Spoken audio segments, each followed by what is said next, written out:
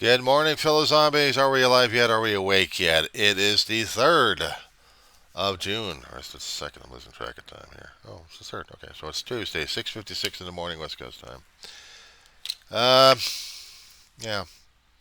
Weaver, Giant City, Roseman, California. So, getting things off my chest, and I was going to be covering this one, but I had to cover something else or somebody else to get this point going. Shout out to Artist in Recovery. I'm surprised he didn't pick up on this one a hell of a long while ago. Maybe he did, and I missed the videos on this one here. But I know the independents and corporate media are dancing around and whether or not they actually want to touch it or not, but the independents are chewing on this like leather. Oh, they're enjoying the taste of this one. Elon Musk being a drug dealer, or actually a drug user. Those of us in recovery, those of us who try to practice what we're going through and dealing with honesty left and right. Uh, Confession's good for a soul. And I did a lot of confessing. God, everybody else these days.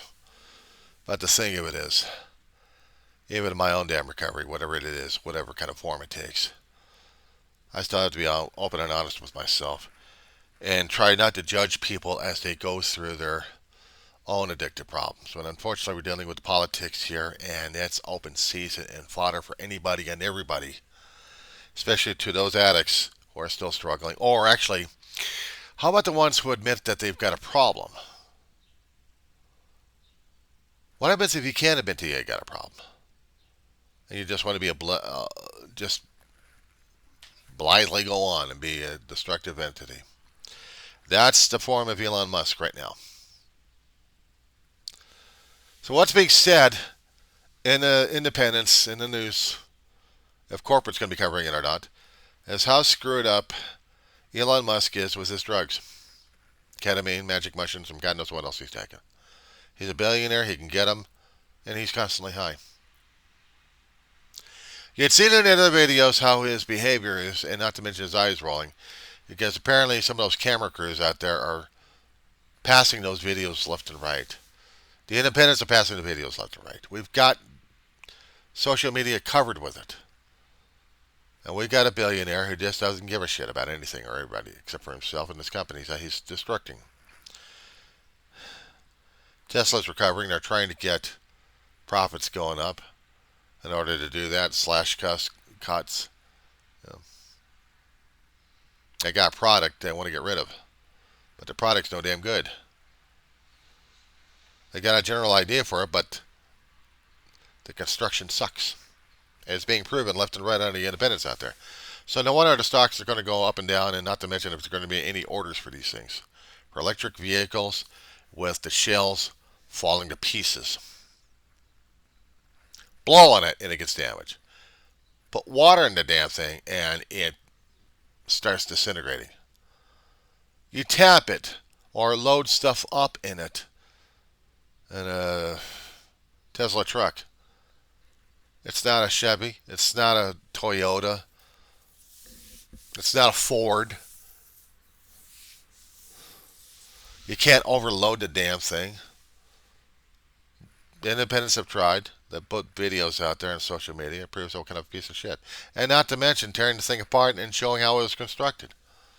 That's damaging to a company that can't be honest with the people. But worse off for the CEO who just doesn't give a shit.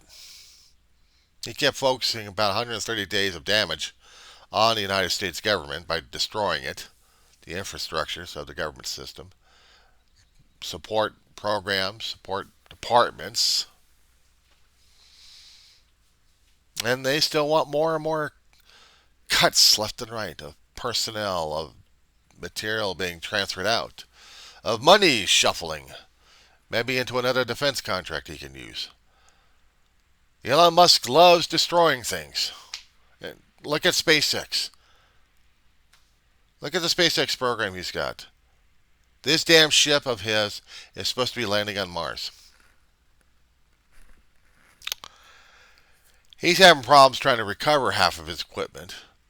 He's launching up Starlink satellites and they're blowing up. Or actually, they're raining down on us. Now we got the pollution of that to deal with. There goes the air quality. Why?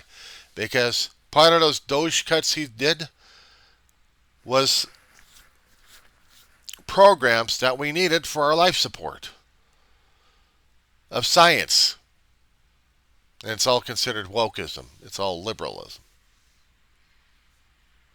So anything preserving forests or the Antarctic or the atmosphere or science at any point, even programs to teach the youth how to use their brains, that's considered wokeism. And Musk is part of the problem. Trump's the other problem that we voted into office. We voted into chaos and confusion. Now we're destroying ourselves in this shit. And I'm not sort of ranting and raving about it because nobody else will step up. Just admit it. You fucked up. You can't be accountable, transparent, or responsible for the damn thing. Blame it on the other guy, huh? And still, while I'm doing the three counting, the other fingers are being pointed right back at me. Because I'm part of the problem, too. I didn't do enough or say enough to stop this shit from happening. So I have to accept my portion of it and keep putting it on record. And that being said, programs dying left and right.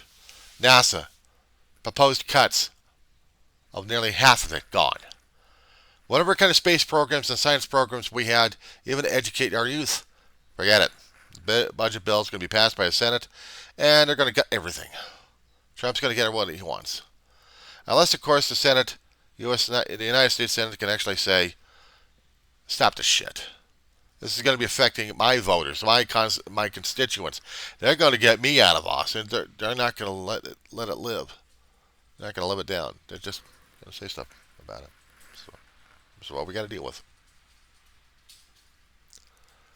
We had Antarctic programs. Why am I fascinated about that? Well, it's an ice cube controlling our world air conditioning, and with additional water being flooded into the oceans over here, affecting coastlines, eroding coastlines, computer models being generated on how melted water from both Arctic points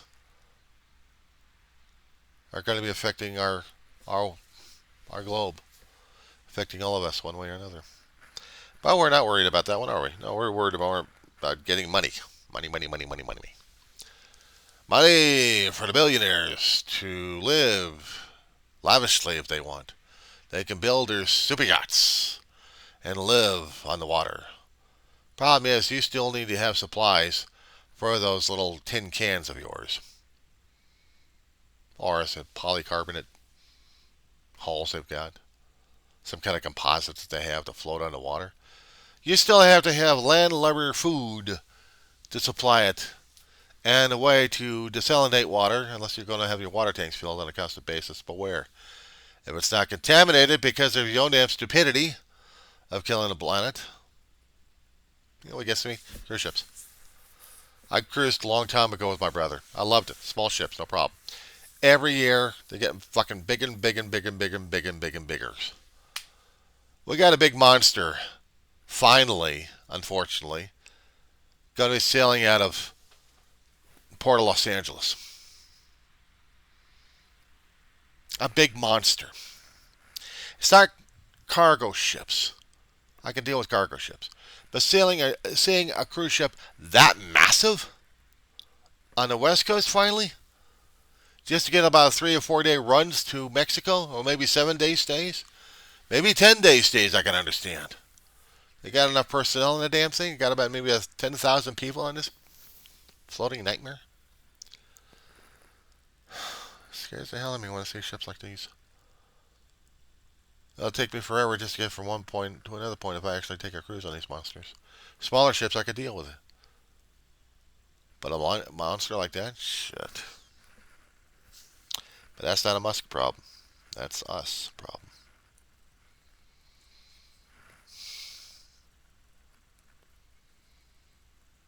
Musk wants everything. He wants to go to Mars, and he can't go to Mars. Why? Because he can't get to Mars. And if he gets to Mars, Is he going to try living on that red plot, that arid desert?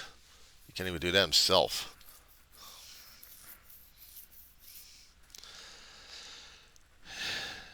I saw some of these things happening on the news, so it was just pissing me off left and right. How do we put ourselves in this kind of shit in the first place? Denigrate reporters as they're trying to get to truth left and right, and politicians are dancing up a storm. Hell, they can't even be truthful with their own constituents.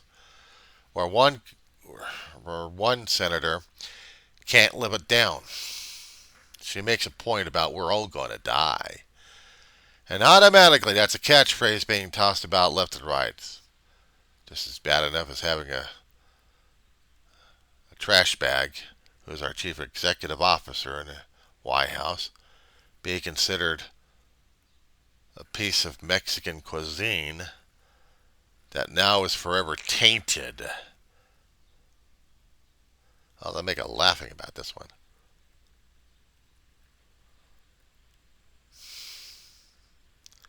I'm not using that terminology. I can't deal with that terminology. I can't deal with what is right now. And what is right now is too much insanity. I'm seeing how things are happening, and it's scaring the hell out of me. And how we're supposed to be dealing and living with this shit. How politicians just don't give a shit anymore. How we've got ICE agents can break into anybody else's home without search warrants or anything and arrest your ass and try to deport your ass. They'll even go after politicians and their aides, claiming one thing or another. Or it's bad enough we got these guys coming into food trucks looking like they're regular customers without any identifications or badges or anything.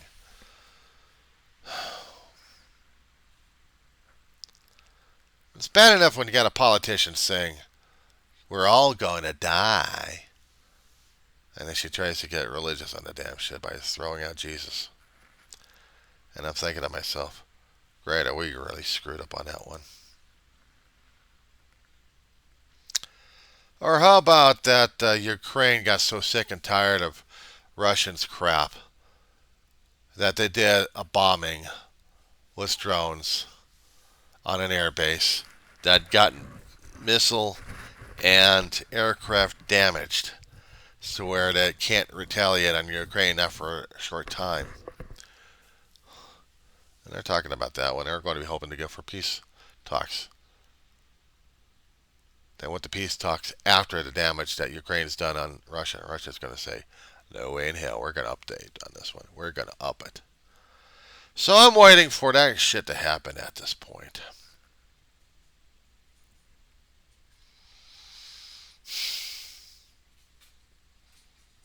I'm waiting for all hell to break loose. I keep saying to myself, we're going to be getting into a fighting war. No, I think we already are in a war that we don't even realize. We got multiple fronts on this one. Think about it. Think about this one. We have people doing fronts because of religion everywhere. We have countries battling for freedom, for independence, for their own identity, or retaliations. Middle East and Europe. We have economic happening where the United States is getting aced out a great deal.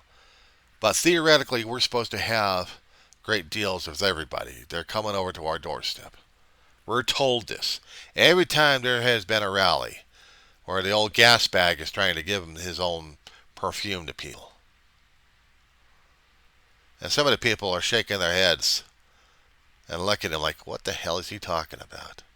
They know better. But they want to listen to the bastard anyway. And did it make any sense? No. We have corporations shutting down, going bankruptcy throughout decade of shit happening to their companies that they're losing people and losing product and losing customers at the same time. So they're going to say bye-bye. We've got drugstore chain going into non-existence because they couldn't keep up with their existence. The ice cream's going to be salvaged by other people, and it's good ice cream and very famous. But the chain's going to disappear forever, much like the chains it bought to change, and then it's going away now. My town's going to be affected by it a great deal. The town of Roseman, California. Oh, well, they got the thrifty ice cream out of Albertsons. The scoop we'll find somewhere else on Amazon or somewhere. But we'll have our ice cream. We'll have our ice cream cup cones. We just won't have the prices for them to drool over. Or the experience, because they'll be gone. You know the funny thing about our town of Roseman, California? When I got over here about a decade and a half ago, somewhere in that time. What was it about? 2013? Yeah. Okay. 2013. So it was about 12 years ago. And there was a Rite Aid in the same shopping center as our Albertsons was, or still is. But unfortunately, as 3 or 4 years passed by, they moved out. They wanted to get their own place with drive-through. They couldn't put a drive-through right where it was, so they had to get a store made. And they did. And it had a drive-through. But unfortunately, the corporation had been going through so many damn changes in about 2 or 3 bankruptcies, Chapter 7, reorganization, and then actually liquidation, that the building is going to be empty. Another landmark in this damn town. They can't get enough people to fill up our commercial venues, but they can get a hell of a lot of people trying to come into the place.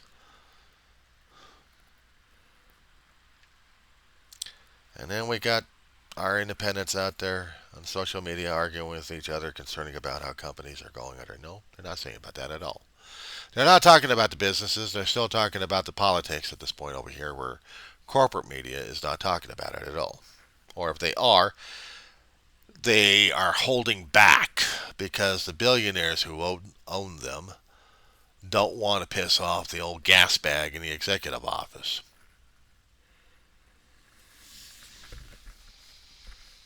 So now we're seeing things happening. And we got people bitching and griping back and forth. Wonderful time, wonderful terms. As I go through the YouTube,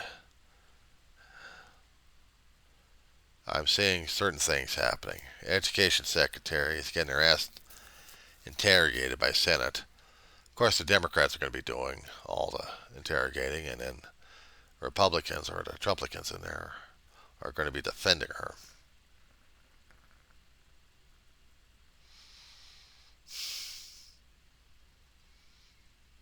And people are scratching their heads and scratching their faces. How's this going through? And how about FEMA, who's going to be going into hurricane season because they can't take care of the tornadoes, because Congress and Trump won't allow it to happen. They want destruction, but they want states to cover it. States can't cover it without going bankrupt. They have to depend upon federal funding. But Trump doesn't want it. He wants less major government from federal to take care of anything. Has to be the states all the damn time. He's a businessman. He thinks he knows better. As he's raiding everybody else left and right and doing his own gimmicks of selling crap to people. And the people voted his shit in. And somewhere, check this one out, if this is a key point, in that 1,000-page nightmare still being worked on by the Senate, the court systems are going to be curtailed of any actions against the federal government, including the executive branch, including Trump.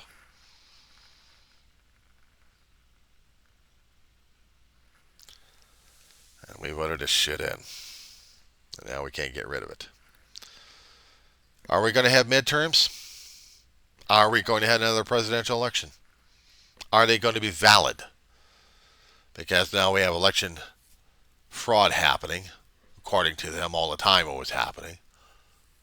And the latest thing that people, also the independents, were joking about, and they think it's funny, and I'm scratching my head, I'm scratching my beard on this one, was President Joe Biden, when he was in office, a robot? Some dumbass out there decided he was going to post it on Truth Social and even on the internet, where Trump picked up on it. He liked it. He wanted to laugh and lark and piss people off, so he reposted it. He rebranded it. So now they were talking about this damn thing. It's bad enough when the U.S. government has to worry about other shit, but now they got to worry about if Biden was a robot. This one ought to be more terrifying. There are towns, there are states in the blue sectors, in the United States, are trying to be sanctuary for the immigrants coming in and for anything else happening against the federal government. Meaning rules and regulations that we've already posted that'll prevent our law enforcement from aiding federal when they do their raids on people. And the federal government doesn't want it, because they want local involvement. But our mayors and governors are pushing back and saying, no. So what are you going to do, federal government? You're going to be arresting our local law enforcement for not helping you? Is it going to be under obstruction of justice? And are you going to prosecute and get rid of them?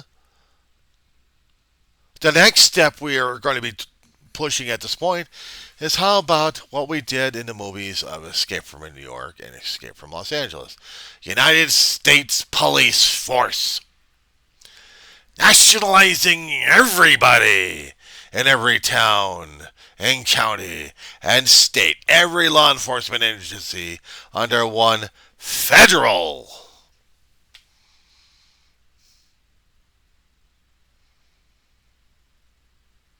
It was horrifying watching this damn thing on the screen.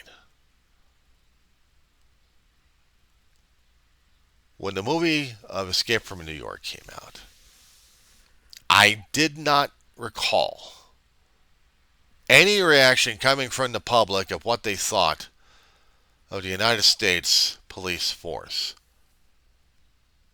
or the fascist state that was there. Probably have talked. Probably they could have talked if we actually had the boards back then. But they talked afterwards. I wish I was privy to it.